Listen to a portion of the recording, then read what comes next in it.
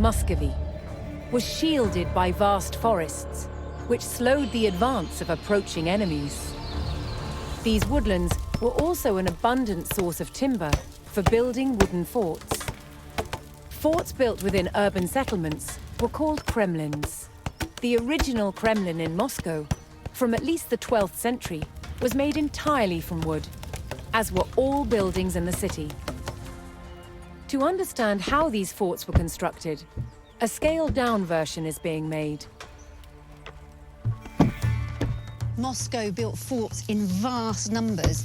You can see they had an ingenious way of doing it. These standard lengths of wood have V-shaped notches cut into the end, and then they can be simply overlaid into a box construction which forms a cell.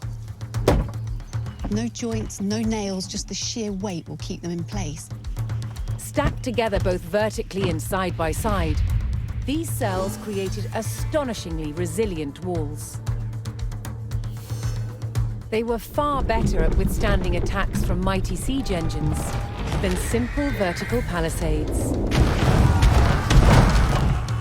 And the box construction of Muscovy forts also had a number of other advantages.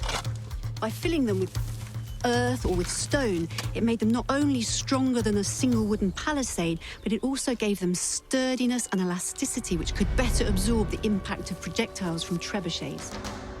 And the other advantage of these box structures is that they could be prefabricated. Now, the first step in that process is taking off the bark. This stops wood-eating insects from sheltering beneath the bark and allows the wood to dry, preventing it from rotting. By taking off the bark, this wood will then last for years. Prepared timbers could be stored and then assembled into cells, wherever and whenever needed. And some cells, both on the walls and the gatehouse towers, were not filled with earth. Instead, they were left empty for defenders to use.